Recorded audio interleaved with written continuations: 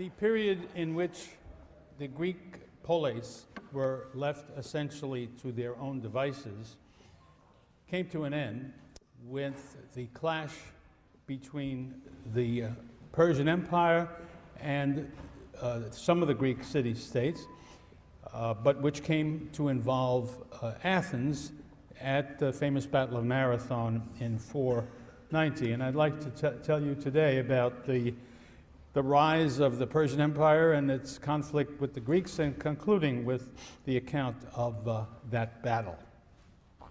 The Persians, for some terminology, the Persians were what the, thanks very much, were what the Greeks called them, and that was appropriate. They were very close cousins of the people who lived right next to them or among them, called the Medes. In fact, the Medes were the first of that group of, I guess we could call them Aryan peoples. Again, that's a term that has been abused throughout the 19th and 20th century, applying to as though it was a racial group. The term is a linguistic one, and they spoke a branch of the Indo-European family of languages, which is designated as Aryan, and that's all that really means. But they're very, very close. In fact, the Greeks really couldn't distinguish between the Persians and the Aryans, and so they call them sometimes Medes, and sometimes between the Medes and the Persians, I mean, and sometimes they call them Medes and sometimes they call them Persians. It really doesn't matter, because although the Medes took the lead in forming a national kingdom out of a tribal society and were the first to be the dominant family on the Iranian plateau where these people finally settled down, the Persians then overthrew them and established themselves as the ruling group in that family under Cyrus the Great, as he was called, back probably in 559. He was called Cyrus the Great because he was a great conqueror, first making his tribal associates, the Persians, the dominant force in Iran, and then expanding the extent and the power of what we can now call the Persian Empire, an extraordinary distance. If we look at the end of the lifetime of Cyrus, one man's lifetime is when this extraordinary expansion, most of it takes place. If you look at the Near East in the year 550 BC, what you find is the kingdom of Media, the kingdom of Babylonia, which is the most powerful one in the Tigris-Euphrates Valley, in what is now Iraq, the kingdom of Lydia, occupying sort of the western portion of Asia Minor, excluding at first the coast, which was occupied by Greeks, but which the Lydians then conquered the Greeks in the 540s. But that's the picture. And then there is the people of Persia, the Persians themselves, who are of not much account. But when Cyrus becomes king in 559, he is a member of the dynasty, which is the Achaemenid dynasty, and he conquers his fellow Aryans, the Medes, in about 550, and very swiftly conquers Babylonia, Armenia, Syria, Cappadocia, which is another kingdom in Central Asia Minor, and has already expanded this kingdom to something pretty much unexampled up to that time. Now, meanwhile, in Lydia, the dynasty that began back in the 7th century finds that the king Croesus is the monarch at that point. You will have remembered, of course, that Herodotus' first book pretty much begins its story with King Croesus and his decision to attack the Persian Empire, which is now on his frontier.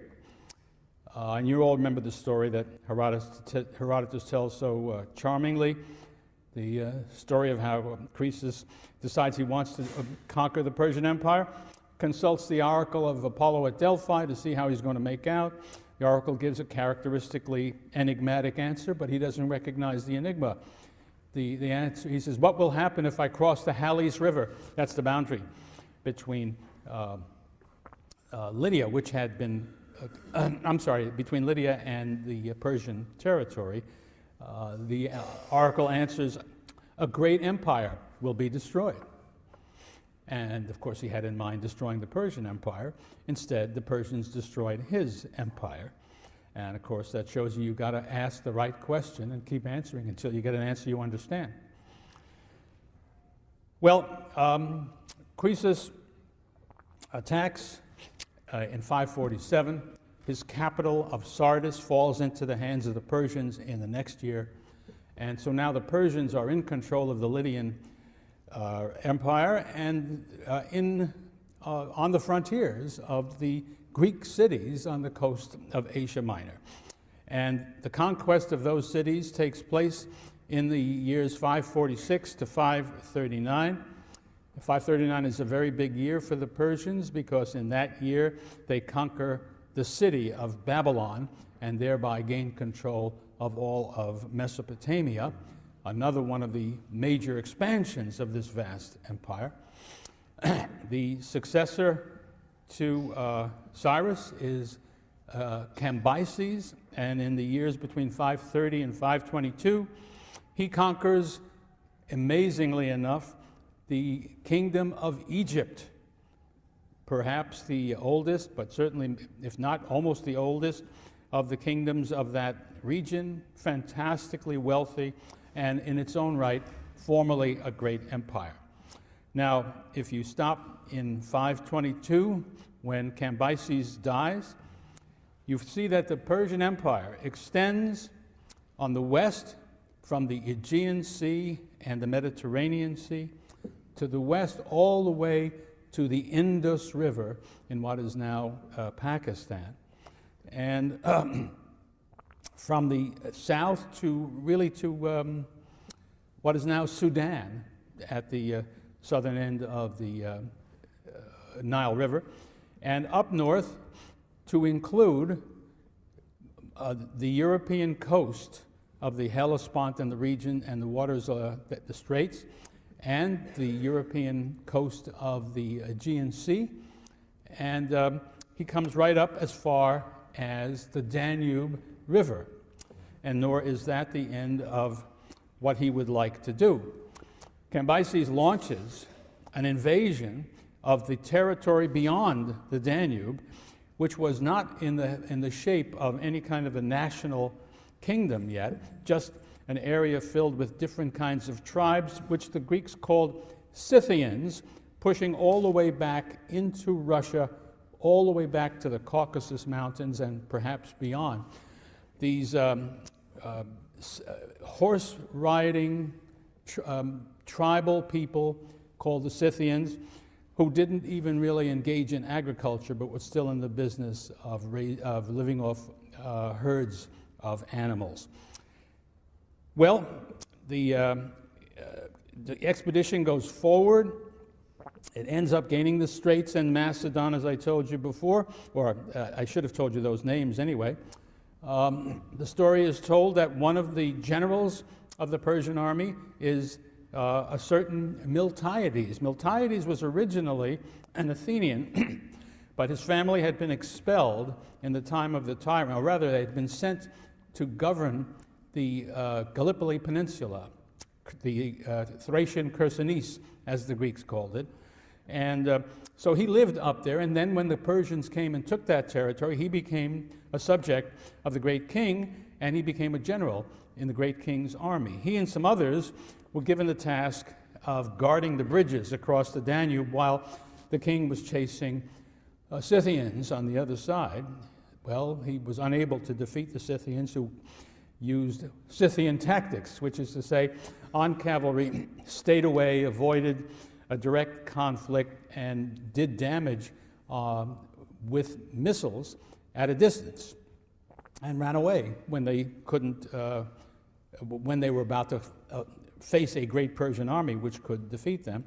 So he was gone a long time. And while he was gone, Miltiades said, he'll never come back. Why don't we just break down these bridges to make sure he never gets back, and then we'll be free of the Persians? Well, it didn't work out that way, and the Sicilian campaign didn't succeed, but the Persian army came back, and Miltiades had to run off and escape because there was certainly a price on his head, and he ended up going back to Athens, where we will run into him again. So that is the situation when we get to the turn of the 5th century. The Persians are in control. They have gained mastery of all the Greek states of Asia Minor. The typical relationship between those cities and the king of Persia was the same as all of his subjects. He insisted in every case that the defeated states who came under his power should give earth and water to him as a symbol of their complete subjection to him. There was no kind of relationship to the great king except of one of complete subjugation. The Greeks regarded that relationship as one of slavery. But as a matter of fact, the Persians were not harsh rulers for the most part. All they required of the subject peoples was that they should pay a tribute to the king, and it was obviously not one that couldn't be met. Obviously, nobody likes to pay a tax, especially to a foreign conqueror, but it wasn't something that destroyed the economy. And to do military or naval service at his command and under his command as well. So if you did that, they left you alone. At this point, the characteristic regime was to have a tyranny appointed by the great king of Persia in each Greek city, but you should remember, use that word in its original concept. Doesn't mean they were harsh, it doesn't mean they were particularly cruel. They were the satraps, the representatives of the king in that region, and they had absolute control, but we don't hear about any specially harsh treatment of anybody. That's the situation when we will come very shortly to the beginning of conflict between the Greeks of the mainland and the Persian Empire, when the Ionian rebellion breaks out. But before that happens, we need to go back to Greece and see what's going on there. Remember, in Athens, the Cleisthenes Revolution has taken place. The new hoplite democracy that I have described to you is brand new and very insecure, fearful that there are enemies within. Some of them are friends of the aristocratic families that have been defeated and fled. Some of them friends, relatives of the tyrants whose loyalty to the new regime is not clear. So that's one fear. Another fear is that the Spartans will not accept their expulsion and the expulsion of their friends, but will come back again with an army to try to conquer Athens and turn it over to the aristocrats. And yet a third problem, Athenian neighbors, with whom the Athenians have old quarrels, may take advantage of their beleaguered situation and attack them. So that has to be remembered. Athens is in a very insecure spot.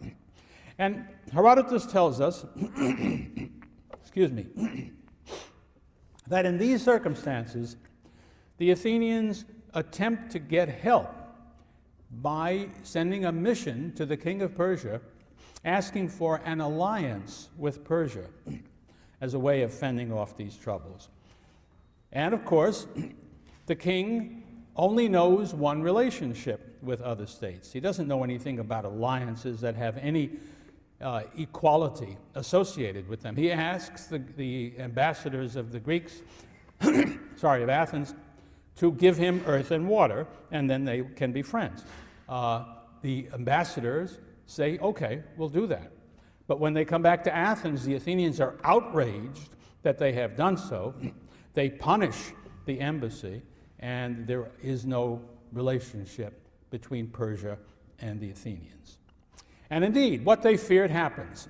The Spartans invade Attica, and as they are doing that, they are joined by other states who have their own grievances with Attica.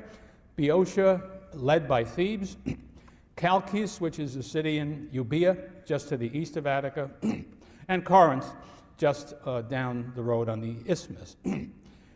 They are all going to attack the Athenians, but it turns out that the Corinthians balk at this idea, and what they don't like, they say, is the notion of installing some kind of a tyranny in Athens. They have had the experience of tyranny. They have expelled the tyranny not so very long ago, they claim, and they are not about to join anybody in doing the same thing. So that's one source of division that prevents this coalition from attacking the Athenians. But there's also a quarrel between the two Spartan kings, Cleomenes, who has been there before and who very much wants to take Athens and return it to his aristocratic friends, and King Demaratus, who for whatever reason is not willing to do that. Demaratus loses the argument. Charges are brought against him, and he flees.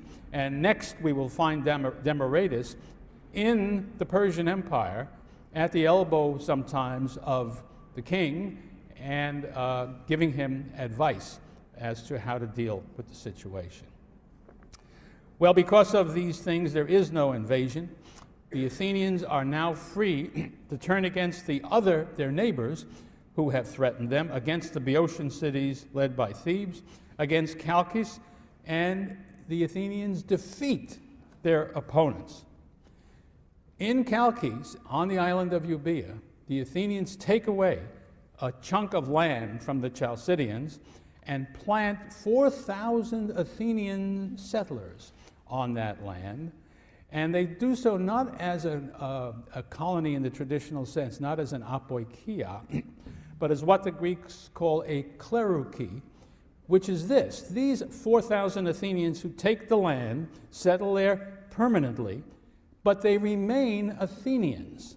They are still Athenian citizens. They are really functioning as an Athenian garrison to see to it that things in Boeotia are okay.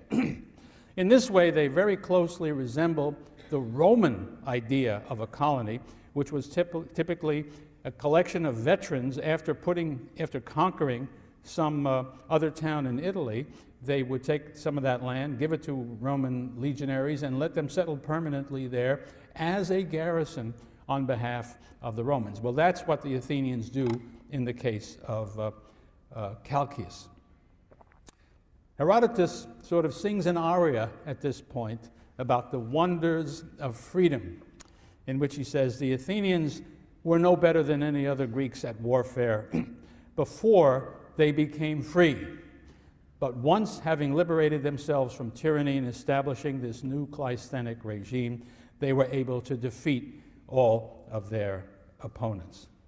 And so, so much for Herodotus's prejudice, but of course, as you read his history, you will realize that in one sense at least, the history of Herodotus is a paean to the wonders of freedom and the greatness of freedom and the centrality of freedom as the story of the Greeks.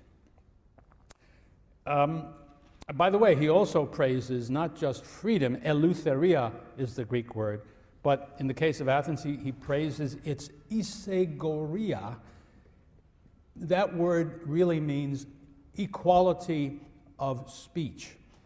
He characterizes this new Cleisthenic regime not by the word democracy, which has apparently not really been coined yet, but rather as what characterizes it is that all citizens are free, equally able to address the populace in the assembly and thereby to take an active role in their own government. So he's really praising autonomy, self-government, not merely freedom from an alien people, but freedom within the city for all the people to govern themselves. He thinks that's one of the reasons why the Athenians have become so good at warfare because of these changes.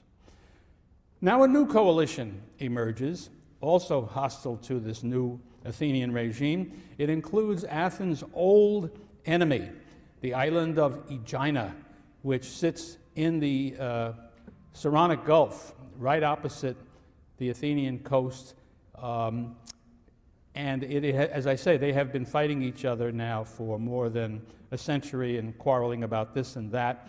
So the Aeginetans join with the Spartans, and now they are openly attempting to destroy this regime and to replace it with a return to the tyranny of Hippias. Hippias has also fled to the Persians and is protected by the king, so that you have the notion of having either, if the Persians get involved, they too, and they will get involved, will want to put Hippias on the throne in Athens, but the Spartans want to do the same thing. And again, the Corinthians will have none of that because of their attitude towards tyranny. Now, threatened even more severely, the Athenians send a second mission to Persia. And this time, the Persian king makes it very clear that will require that the Athenians put down their newly established democracy and restore Hippias to his tyranny in Athens, which would make Athens, like the other Greek city-states, the ones that are on the coast of Asia Minor, part of the Persian Empire, and Hippias, in his relationship to Persia, would be the satrap of the great king governing his own city, which was, I think, commonly what was happening in Asia Minor on the Greek coast too. That's where we are when the Ionian Rebellion breaks out in the year 499. The start comes in the city of Miletus, which was, of course, a leading city of the Greeks of that area for some long time, a place you will remember that was filled with new ideas, where we first hear about the kinds of quasi-scientific, but in any case, rationalistic revolution that challenges the traditional Greek way of thinking based largely on mythology and on theology with pure reason. I don't want to suggest that the Milesian philosophers were without religion. I'm simply saying they're introducing something new that stands on the side of religion, and when it comes to their attempt to explain what they are trying to explain, the physical universe, for the most part, it really does put aside religious concepts and replace them with observation and reason as the way to do things. So what we are seeing, of course, in Miletus is the birth of philosophy at the same time as we are seeing the birth of natural science, and these do not get separated until many, many, many years later on. They are together. That's the city where the rebellion starts. It has nothing to do with philosophers. It has to do with the tyrant of Miletus, a Milesian by the name of Aristagoras, who gets into trouble with the great king. He has talked the great king into an expedition that he wanted to launch against the island of Naxos in the Aegean Sea. He says Naxos is a cinch. It's a nice fat place. They're not ready. If we sail now, secretly, I'll be able to quickly take the island, and the great king will have another expansion of his empire. And of course, Aristagoras would benefit both financially and also by the presumed honor that he would gain from the great king. Unfortunately, their intelligence, their security procedures were inadequate. And what he was up to got to Naxos before he did. And the Naxians were ready. He was defeated. And the great king was not pleased. Aristagoras knew he was in a lot of trouble. And so he decided that this was the time for the Greeks of Asia Minor to acquire their freedom from the Persians. And he was obviously a very persuasive talker and went around to the various Greek cities and was able to persuade most of them to join in the rebellion, which is indicative, of course, of the fact that they were not happy in their position as subjects of the great king. So they rebel against the tyrants who have been collaborating with the great king, and this is an interesting point. They establish democracies. Now, since, as far as we know, there is no democracy in the world, and there never has been before the one established in Athens just a few years ago, I think there's a lot of reason to think that the idea of doing that came from Athens. And that is easily believable when you realize that Athens, as I've told you before, is an Ionian city, just as these cities, Miletus and the other towns that they get to join them at first, are Ionian cities. And the Athenians are recognized by the other Ionians as the leading Ionian city. So that all of that makes me think that it's hard to avoid the conclusion that it's Athenian democracy that is the model for these rebellious Ionian states. But Aristogamus knows that he's going to be facing a formidable enemy in the forces of the Persian Empire, and so he goes back to mainland Greece to seek help for his undertaking.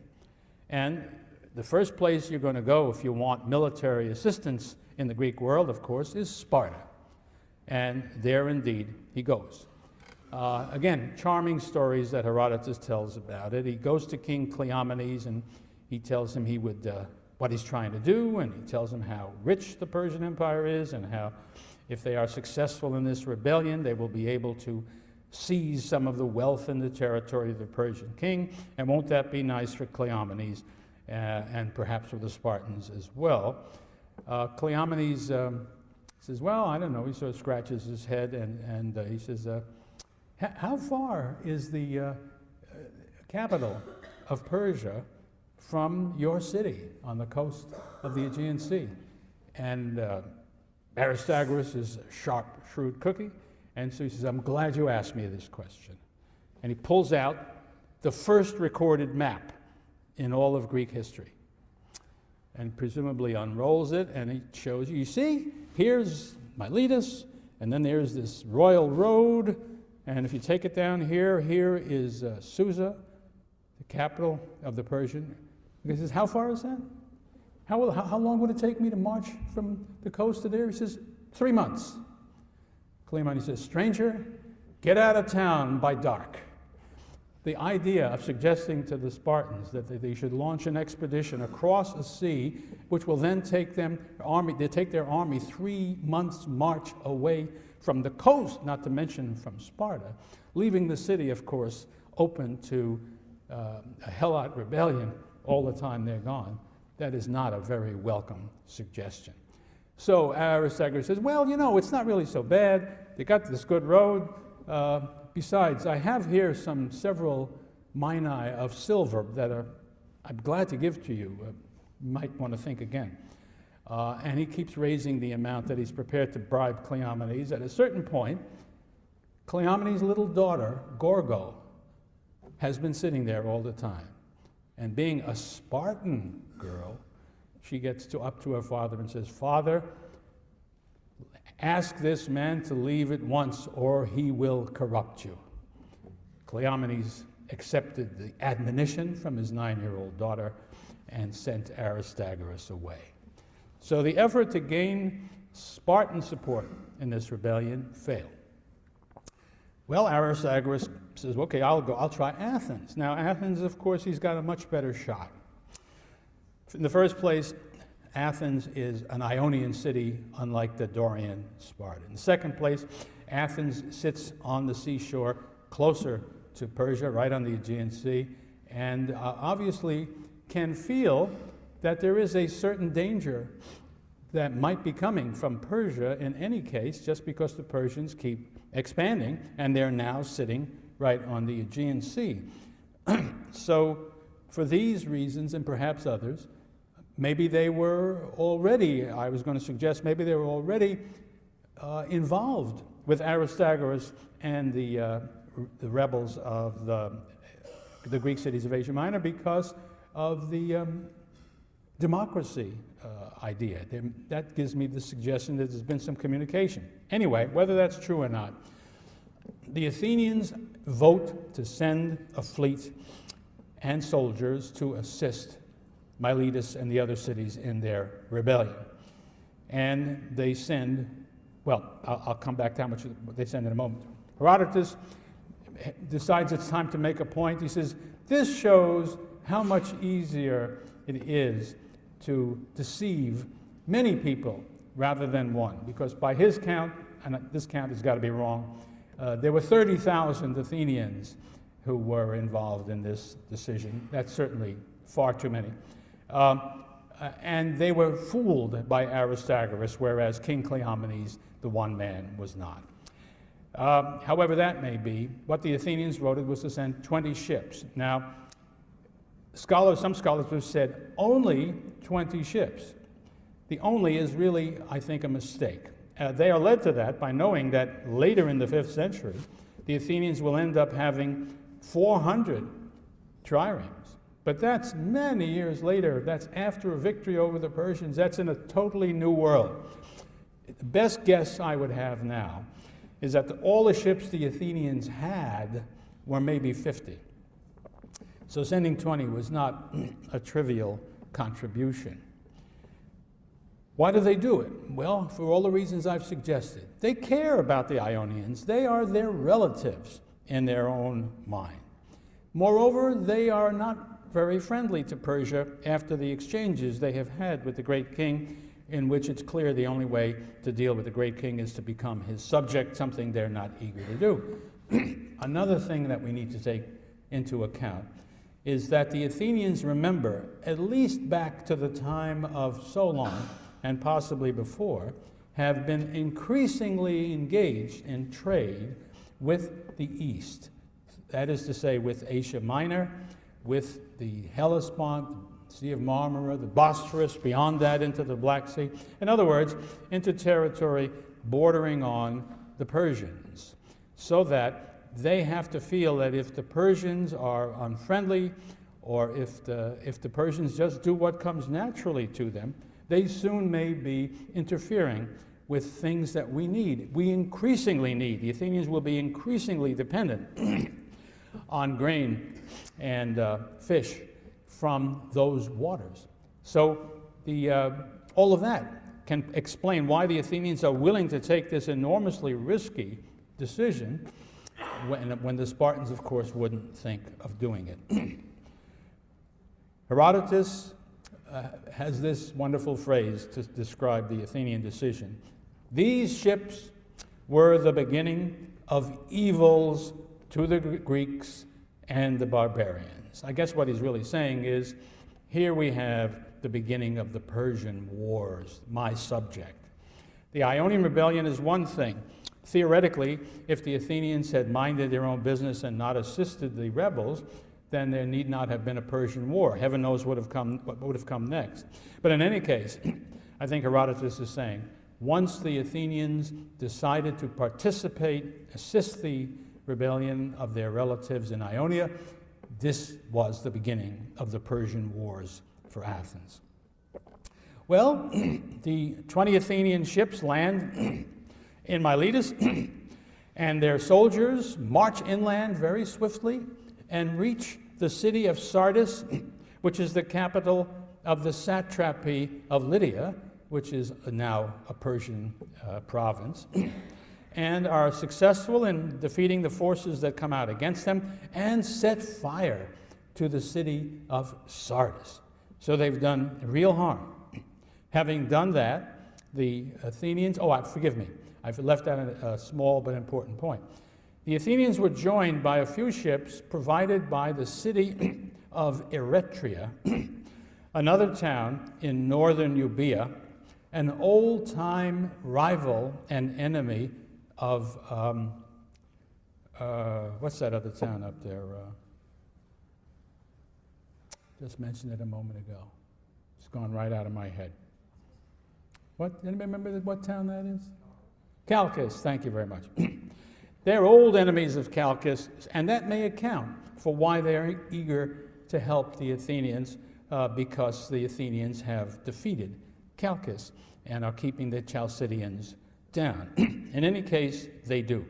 A few Eretrians, 20 ships of Athenians accomplished this deed of doing considerable harm to the great king's position there in Lydia. Well, now the Persians launch a thoroughgoing expedition with the intention of subduing their Ionian subjects and bringing them back to subjugation. Well, it's not all that easy. This rebellion takes place in 499. The war against Persia doesn't end until 494. What the Persians are doing is laying siege to the cities one by one and taking them one by one, and then attacking from the sea, and that was critical. If they could defeat the fleets of the Greek cities, having already surrounded them on the land side, those cities were out of business and would have to surrender. And in 494, the fleet that the Persians gathered, the Persians, of course, were landlubbers. They had no navy of their own, but they had a very considerable navy provided by the Phoenicians, who were among the earliest of the sailors of the Eastern Mediterranean, whom the Persians had conquered, and the Egyptians, who had a naval tradition as well. So there was a big Egyptian contingent, a big Phoenician contingent, and when they were under Persian rule, the Ionians provided ships for the great king too. They weren't available right now. They were going to be fighting against the great king. But that's where he got his forces from. They were numerically superior, and they were very good sailors and oarsmen. So finally, at the Battle of Lade, that's L-A-D-E, off the coast, that is on the coast of Asia Minor, near Miletus, the Persians destroyed the fleet of the Greeks and put down the rebellion. And then they took vengeance for the whole thing by laying waste the city of Miletus entirely, burning it to the ground as best one could do that in those days.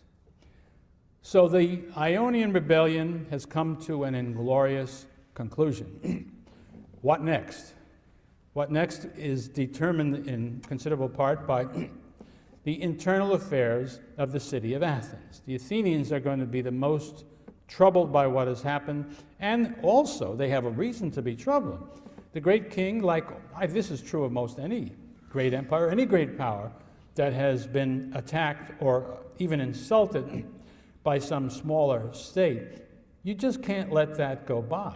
You must punish that action to deter similar behavior in the future. So the Athenians had every reason to fear an invasion or some sort of attack from the Persians in the future. I think that is critical for understanding what's going on in Athens in these years. And we do have a few glimpses, just a few glimpses, that are difficult to interpret but may possibly make a certain amount of sense. It is interesting, I think, that in the year 496-5, which is to say before the Battle of Lade, while the rebellion is still on, the man who was elected the eponymous archon for that year is Hipparchus, the son of Carmus, a relative of the Pisistratids, and he is precisely the man who tradition says the first ostracism was allegedly aimed at. What is going on here? Why is the Pisistratid Hipparchus being elected at this point, when in fact we know that the Persians have said that they wish to put his relative Hippias back on the throne? Why would the Athenians elect this guy?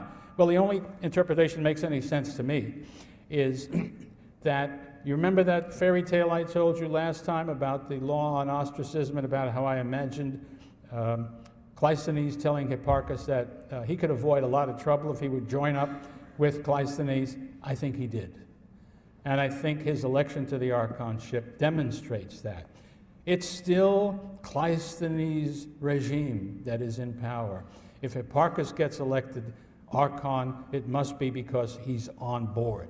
All of this is hypothesis, but it seems to me to make sense. The next event that we hear about in Athens that's relevant to our story is that in the year 493, the Athenian tragedian Phrynichus presents his play called The Capture of Miletus.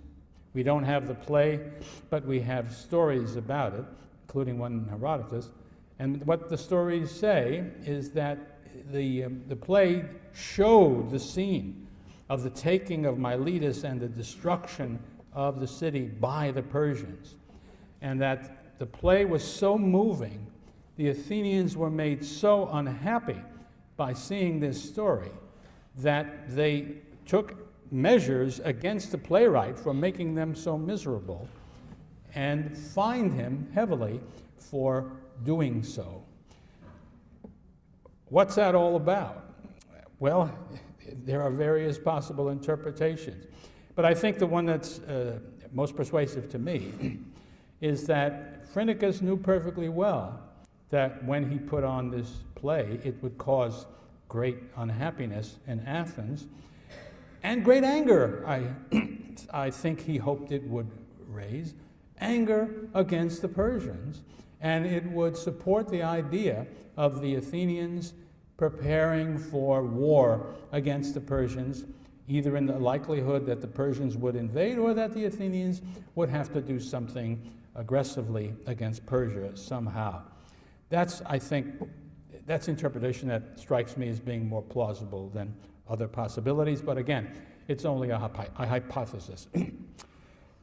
In the same year, Miltiades comes back to Athens, having traveled from his home in the Gallipoli Peninsula, and he is, think of it for a moment, what's his position going to be vis-a-vis Persia?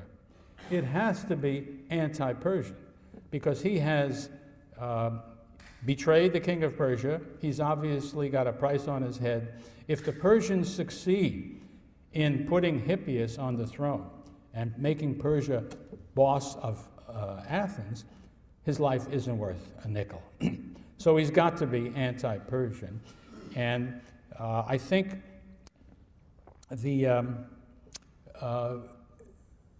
what happens next has to be understood in terms of the political struggle in Athens, in which by no means were all Athenians convinced that it would be a good thing to go to war against Persia. I mean, it's crazy. What I want to communicate to you is the idea of fighting against Persia now is insane. The Persians have conquered most of the known world as far as the Greeks are concerned. They have just bashed their fellow Greeks without a lot of trouble in Asia Minor. Why would you want to take these fellows on? What you would want is to avoid conflict with them, to try to find some means of coming to terms with the Persians. I'm sure there must have been Athenians, and Herodotus says there were, who would have preferred accepting Hippias back as tyrant and having the Persians be the real rulers of their land, rather than all getting killed when the Persians decided to come after them. So you've got these two factions, one pro-Persian, one anti-Persian, and the fact is, apart from hypothesis, that Miltiades is brought to trial in Athens. The official charge against him is of having been a tyrant in the Gallipoli Peninsula when he was in charge of it there, and he is in fact acquitted of the charge, which may suggest, if the jury was influenced by popular opinion and had a political view, that the majority of Athenians were not willing to take the tyranny back in any circumstances and were prepared to fight. Now the interpretation again is hypothesis. The fact of the trial and the acquittal are there. Another interesting event is that in the year 493 too, that was one big year, that year 493, Themistocles is elected the archon, the eponymous archon for the year, and we shall see that Themistocles will play a very large role in the great Persian invasion of 480, and he will be a participant in the Battle of Marathon too. And Themistocles is a great champion of the navy. He has concluded, for varieties of reasons, that Athens must have a much larger navy than she already has. And he also is obviously a member of that faction that thinks the Persians will be coming and that wishes to be ready and is eager to fight against the Persians. So Themistocles is on the scene, and one of the things he does that looks forward to the rest of his career is that he wants to move the naval base of Athens from Phaleron Bay, which is just a beach, unfortified, completely open to attack if anybody comes. So the Athenian fleet presumably would be drawn up on the sands of the beach at Phaleron, where you can go swimming to this very day. And if those ships are up there on the sands, a Persian fleet comes sailing up, they're stuck. What he wants to do is what he begins to do, to make Piraeus, about 5 miles up the road, into the port of Athens, the naval base of Athens. It has 3 of its own harbors, readily protected. If you build walls around them, if you fortify the Piraeus, then you have a port that will be secure against an attack and also be a very good base for moving out of. So, Themistocles demonstrates what will be his policy for the rest of his life in regard to Athens, and the fact that he's chosen archon may be indicative of the mood in Athens, which is increasingly unwilling to accept the idea of a return of Hippias and of Persian rule, and is ready to fight about it. Well, by now, the king of Persia has decided that he must avenge all that has happened, and he must go after the people who have done him harm. Athens, number 1, the little town of Eretria, number 2. He takes a great Persian fleet, accompanied by a great Persian army, and starts marching along the Aegean coast, first the east coast, and then crosses the Hellespont and goes over onto the northern coast. And he himself is not doing it. His general Mardonius is in charge. He conquers the regions of Thrace and Macedon on the north shore of the Aegean Sea. But in 492, while his fleet is lying off the peninsula that contains Mount Athos, one of those terrible Aegean storms that can come up very suddenly does indeed come up very suddenly and pretty well wrecks the Persian fleet. So serious is the damage that the Persians have to abandon their invasion of of Greece, and heading for Athens at this time. This, I should point out, is precisely the route the Persians will take for their major invasion in 480. But for the time being, that has been put off thanks to the intervention of the storm, or as the Greeks might put it, of the gods.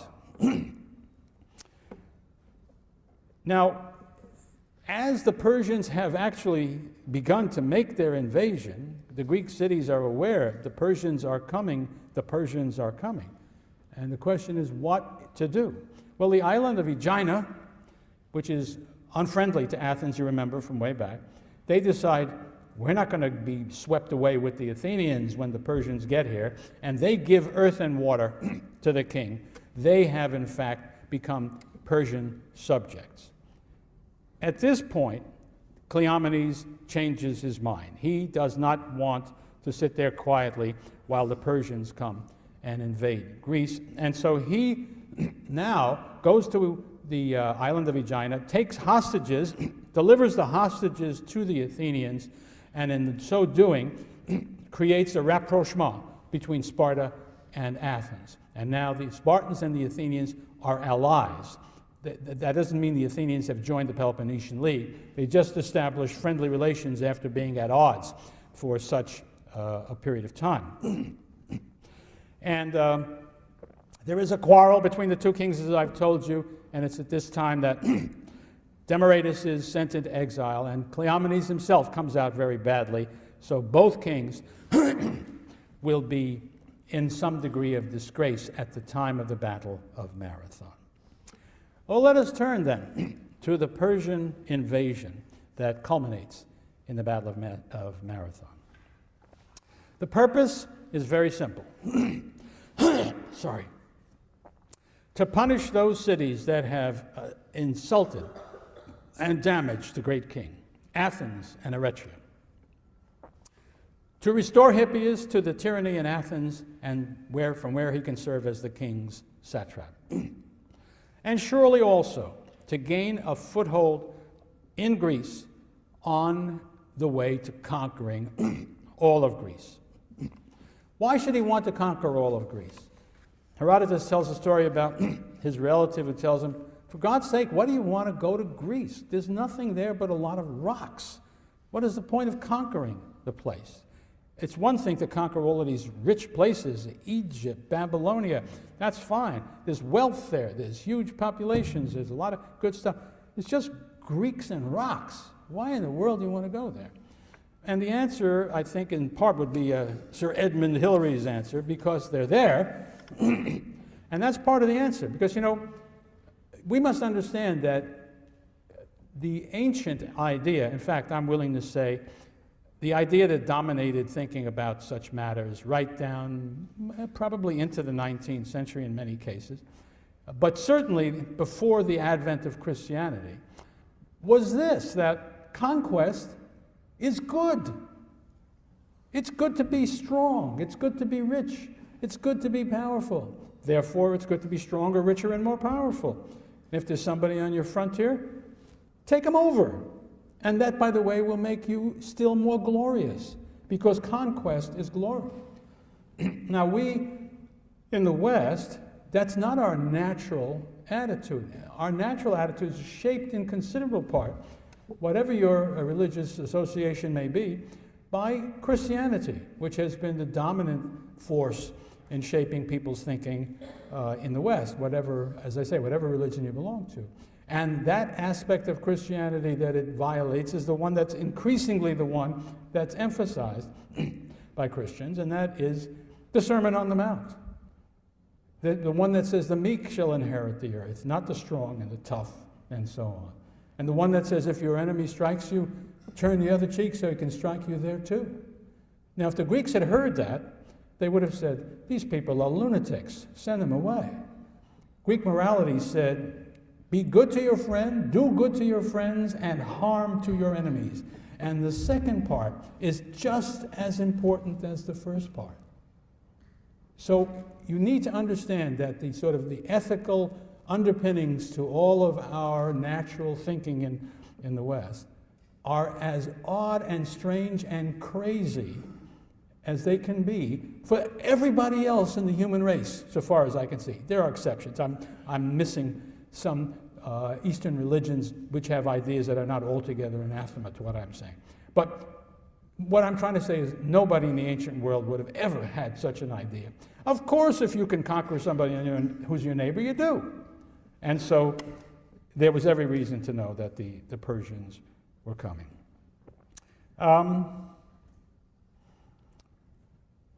How many? We don't know. The estimate that most people would accept is somewhere between 20 and 30,000 infantrymen.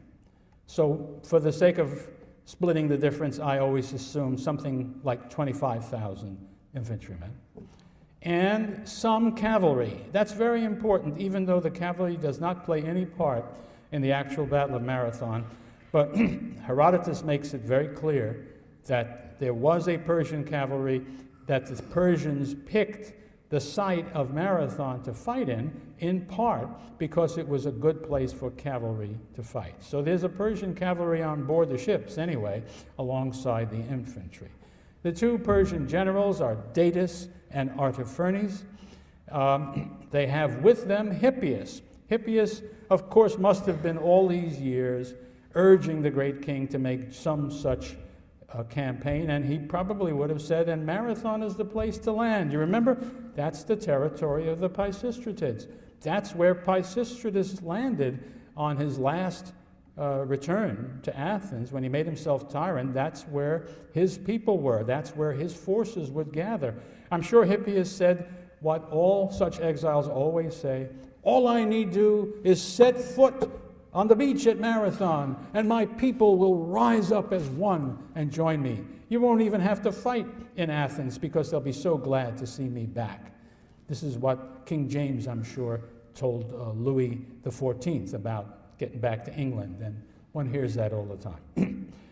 But it's a very important part of the story. I don't think we can understand what happens at Marathon if we don't know that everybody thought it was highly possible that there were Athenians who were eager to restore Hippias to the throne and would be willing to engage in treasonous activities or to defect from the democracy and join Hippias if the circumstances were appropriate. So that's in the back of everybody's mind, or in the front. I think when the Persians got there, their strategy included the belief that there would be treason in Athens that would turn the city over to them if the circumstances were right. So that force starts this time not along the coast as I told you last time. It takes the shortest route directly across the Aegean Sea, hopping from island to island. Stops at Naxos. Remember, Naxos annoyed the king by successfully resisting Aristagoras' invasion, and they destroy Naxos.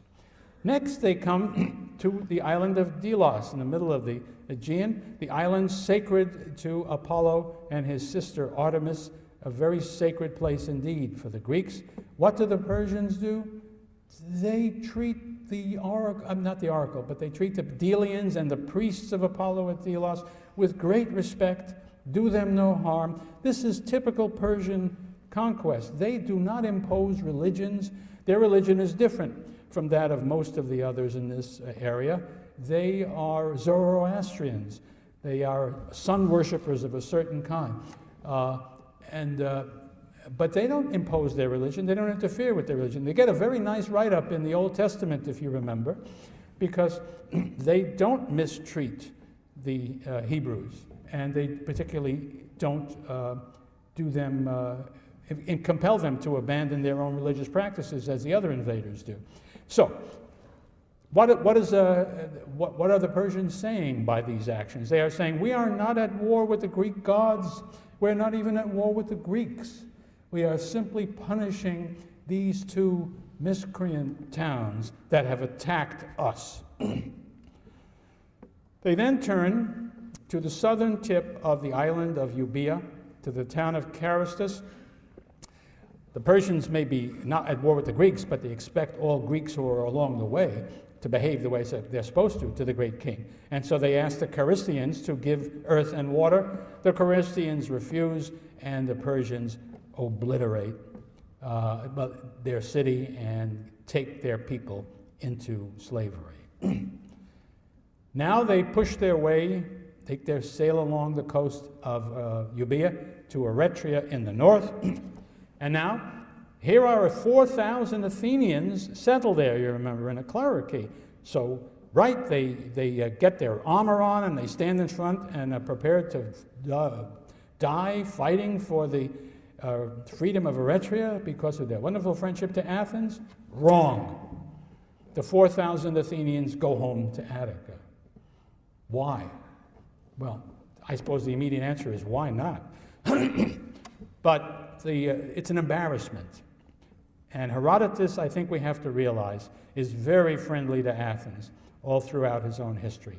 I doubt that there's no doubt that he spent time in Athens. He seems to have been a friend of Pericles in later years. He was kindly, although he himself comes from Halicarnassus in Asia Minor. But he did spend a lot of time in Athens, and there seems to be a pro-Athenian cast. One thing also is that many of his sources were Athenians who told the story their way. So their answer was the Athenians were ready to fight to save Eretria, but the Eretrians said, there's no point. Why should you get killed too? It's not your town. Why don't you go home? If you can believe that, you can believe anything. But I don't. I think the Athenians realized there was nothing but disaster. If they stayed, and they could believe if we get back to Attica, we might be able to make a contribution to defending our city. Okay, so now here they are at Eretria. The Athenians are gone. It's time for the invasion. The site of the battle, where did they go? Well, they picked Marathon, as I say, in part because it's very near Eretria. Secondly, as Herodotus says, because it's a good place for cavalry. Thirdly, as I've already told you, because it's the stronghold of Pisistratus, the place which would be natural for an army trying to establish Hippias on the throne of Athens. That's why they're there. And their plan, I think, is to go to Marathon. If the Athenians come out and challenge them to a fight, they will crush the Athenians. But they didn't expect that. They thought the Athenians would be afraid. And that what would happen is they would stay there in Marathon until they got the news that there was a revolution in Athens prepared to turn the city over to them. That's what Hippias, I think, led them to believe, and that's what they hoped for. They were prepared to fight, of course, but they thought it wouldn't be necessary. So on August the 4th, they land in the year 490 at Marathon. We know these dates because there is an eclipse associated with this, which allows astronomers to fix it pretty precisely. The Athenians, of course, when they knew that the Persians were coming, and that news would have come to them the minute they got to Naxos, then ships would have come to Athens, so the Athenians were well warned, went to their new friends, Sparta, to ask them for help, of course. And this is where there are wonderful stories. They sent the great runner, whose name comes down to us in the manuscripts as Phidippides. Chances are his real name was Philippides, but there was an error in the manuscript. But we'll call him Phidippides because that's what the manuscripts say. And he races to Sparta as fast as he could go. Took him less than 2 days. Where he came to the Spartans and he said, the Persians are coming, please help us. The Spartans said, we would love to come and help you. Nothing would please us more. Unfortunately, we are in the midst of our holy religious ceremony, the Carnea, and we are not allowed to leave our hometown until the next full moon, which as a matter of fact is the night of August 11th, 12th. In other words, a whole week after the Persians are going to land. I can't go speculating as to what are we to make of this. Is this just an excuse? Are the Spartans serious about this? Our tendency, I suppose, being modern and cynical, would be to say it's only an excuse. I'm more inclined to think that they were sincere about it. It's not that they couldn't find ways to get around such things, but they really took their religion quite seriously. And it may be that, that did play a role. Be that as it may, two things that the Athenians now know. They know the Spartans have promised to come, but not for another week. Both of those things should be on your minds as you try to understand. Now, Herodotus says that the Athenian army marched out from Athens and went to Marathon, and then they had an argument about what they should do. But I don't think that's right. There must have been a debate. There had to be a debate in Athens. You couldn't take an army out of town without having an assembly to argue the question, should we send an army? And if we should send an army, how big should the army be? And having that decided that, who should be in command? All those things had to be settled by the assembly in Athens. So that's where the debate took place. Some favored defending the city of Athens. Now, we don't know how well the city of Athens was walled, defended by fortification at this time in its history. It may not have had any wall, but I would be surprised. But it certainly did not have a wall that was guaranteed to be effective against an attack. And so I think we should understand that is not going to be successful. To stay home and defend Athens means to allow the Persians to run all around Attica, doing anything they want, causing all the harm they could. Remember, something over 75%, maybe as many as 90% of the Athenians had farms out in the country, had houses out in the country that would have been exposed to the Persians. And so there was good reason for them not to think that was a great idea.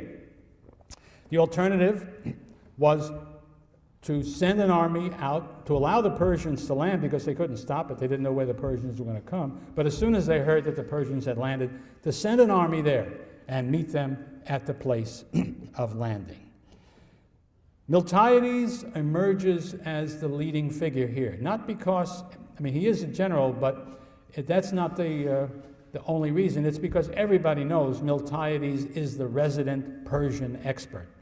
He has been a general in the Persian army, and so that gives him a reason to be listened to, but he's obviously also a person of great merit and quality, proves it at the Battle of Marathon. He must have been an impressive fellow. So for all these reasons, whatever his formal position was, and I think it was simply one of the generals, de facto, he had much more influence than others for these reasons. And his argument was, let us go out and meet the Persians where they land. And the reasons were, we don't want them to be able to get to the Spartans, but beyond that, there was fear that if we stay home and wait and let the Persians do whatever they're going to do, every day that passes increases the danger of treason from those people who want to turn the city over. And it's also so completely against the ethic of the Greek warrior, and I would say more specifically the hoplite warrior. You don't let your enemy ravage your countryside. You don't let them destroy your farms. This, in a way, goes all the way back to Homer, the notion of arete. A man must have courage. He must stand up against an enemy who invades his country. And then again, beyond that, you move to the world of the hoplite, and you're talking about defending your homestead. All of that argued for going out there. So the terminology I would use for modern terminology to explain what the Athenian strategy was to go out and to contain the beachhead. Go out, confront the Persians where they are, don't let them get inland from where they landed. So they do land at Marathon with about 2,500 infantry. Now remember, their infantry are not hoplites. They do not have heavy armor. There are pictures on wonderful paintings on vases. Yes, sir? Sorry, did you say 2,500 or 20? I meant 1,000. I hope yeah, thanks very much. There are vases that show the Persian soldiers at Marathon, and they are wearing pants, as I told you, but they're not carrying any, they're not wearing any armor. And their shield is a kind of a wicker shield, so that their armament is much inferior to the hoplites. And keep in mind, too, that the Persian army is always made up of a collection of subject peoples. Yes, there will be some Persians, but there will also be lots of folks who are not Persians in there, so they lack that unity that the Greeks will have.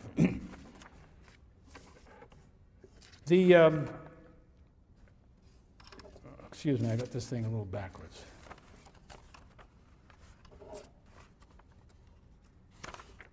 Well, never mind. Miltiades' plan is this. There are something like 10,000 Greeks, about 9,000 Athenians, about 1,000 Eretrians, against, let us say, 25,000 Persians. And so as the thing begins, the map here shows you the rough picture of the field at Marathon. Here, the Persians landed right here and had their ships drawn up at this place. They have their camp behind here. This marsh ought to be a little bit more over this way. It's a very serious marsh. It will play an important role in what happens. The Greeks come out. They came marching in through this way. And here we have mountains. This wavy line indicates the line of the mountains. Here you have a really flat plain, but here you have mountains. And somewhere up on the hills here, there was the Greek camp near the modern church of St. Demetrius. This little dot reflects the mound where the dead, the Greek dead at Marathon, will, after the battle, be buried, and that is likely to be about the place where the main fighting took place, which helps us to place where the actual battle took place. So the idea of the Athenians was to try to hold them there as long as they could. But the Greeks have the upper hill, the Persians are down below. If the Persians want to start a fight, then they will have to come running up the hill. Well, that is not a very attractive proposition. And so the Greeks feel, let them come for us. It's our country, they're sitting here on the thing, they've got to do something, we don't. Meanwhile, the Persians are waiting for treason so that the city will be surrendered to them. A week goes by with the two sides looking at each other and doing nothing. I always like to compare the Athenian strategy to an old-fashioned football strategy, which I haven't seen done now in decades, which used to be kick on first down and wait for a fumble. In other words, give the ball to the Persians and let them make a mistake. I think that's what was in Miltiades' mind. Well, finally, time passes, and the Persians realize we can't sit here forever. For one thing, they're going to run out of food and water. For another thing, the great king will want to hear something. Well, how'd you do? What did you do? We sat there and watched the Athenians. No good. So, the plan that the Persians made, I think, was this, that they would take, let us say for the sake of argument, 10,000 troops, put them on the ships, load up the cavalry onto the ships too, and send those ships around Attica to come up to Phaleron Bay straight into Athens. And meanwhile, take the 15,000 that are left, march them up to as close as you could get to the Greeks, and fix the Greeks there so that they can't go back and defend Athens. So there's no army to protect Athens. So if those guys get off the ships, come sailing into the harbor, walk up to town, it's theirs. If the Athenians are crazy enough, from the Persian point of view, to come running down the hill or walking down the hill or whatever, to be outnumbered 3-2 by us, and anyway, we're Persians, we always beat Greeks, we got nothing to worry about, then let them do it. So they come. Now, Miltiades is in charge on the day of the battle. He's got the problem that they have 5,000 more troops than he has. He's worried about being outflanked. So what he decides to do is to weaken the depth of his line because he must cover the length of the Persian line. Well, the danger with that is, of course, that when they hit each other, the Persians will break through the Greek line. So instead of making it even, he loaded up the wings and left the center even weaker than it would otherwise have been. His hope and strategy was that the Athenians would win on the wings before the Persians could break through the middle, and then the Athenians could turn on the center of the Persians and defeat them. And just barely, that's what happened. The Persians did break through the center, but they were too late. By that time, the Athenian wings were successful and drove the Persians before them. The Persians ran away like mad, but they ran into the great swamp. And that made their escape much more difficult. So the Athenians were able to kill great numbers of them. And finally, that battle was over. Now the battle was over. Let's imagine that it took a couple of hours. That would be a long time. The Athenians had time now to have a meal, take a little rest, and march back across to Attica, before the ships could get there. And I like to imagine the scene when it all happened, the Persians coming around the last bend of the bay as they're coming to Phaleron, expecting to see a nice empty beach, and seeing the Athenian army, I like to imagine, with their left foot in the breakers and their shields up and their spears up, with the sun gleaming off their shields and blinding the Persians as they came. And at which point, you can't force a landing against an army. This can't be done in the ancient world. These guys had to go home and start thinking about what they're going to tell the great king. The Athenians won the battle, very large casualties for the Persians.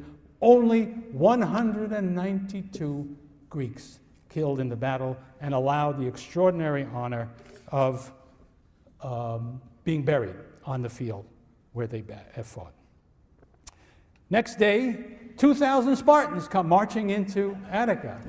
That proves they were serious, and were told what had happened. They asked permission, can we go to the battlefield and look at it? And there they saw all these dead Persians, and no one had ever seen anything like that.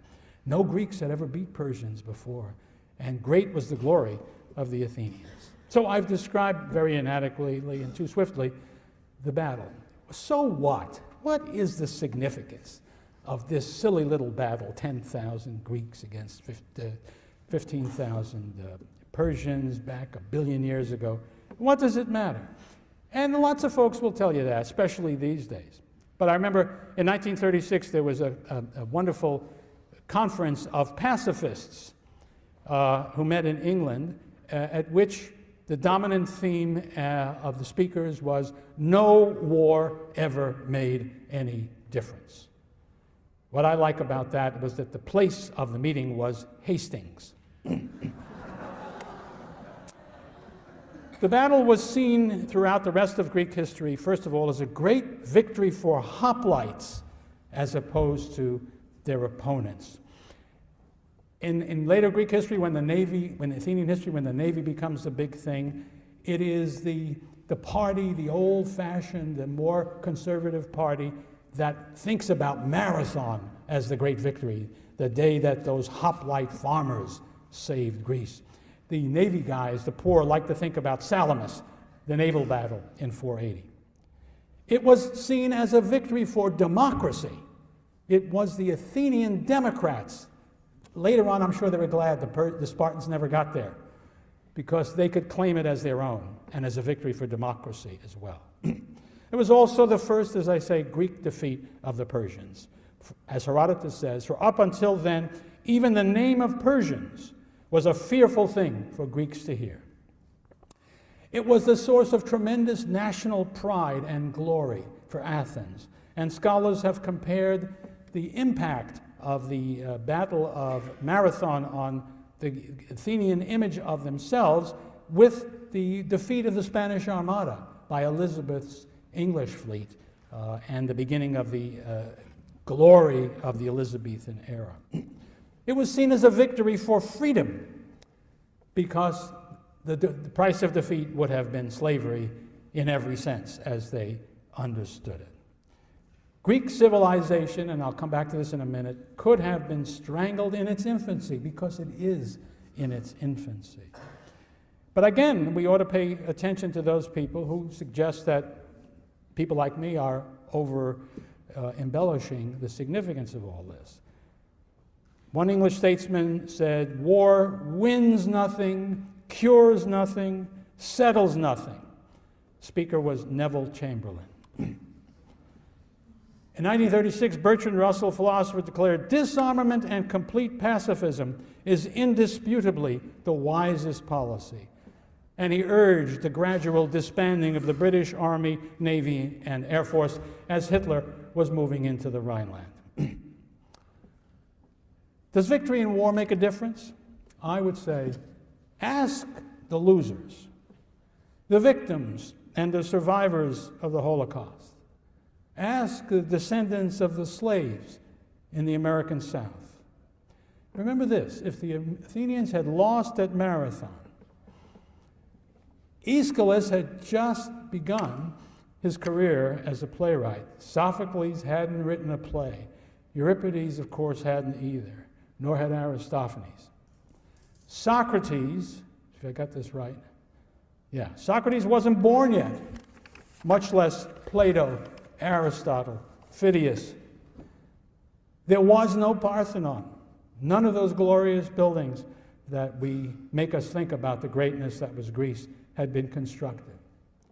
There would be no democracy because this was the only place where it had any existence. The scientific revolution, which was almost beyond its infancy in terms of being new, would have been wiped out. There would be no memory. There would be no record of any of this. And therefore, no Western civilization, no political freedom. For all these have occurred in no other culture in all the years since that time. That's why I wanted you to know a little bit about the Battle of Marathon, because I think all of us alive today here owe a very great debt to the 10,000 marathonomachoi, the fighters of Marathon, who fought for Greek freedom and for ours too. Thank you.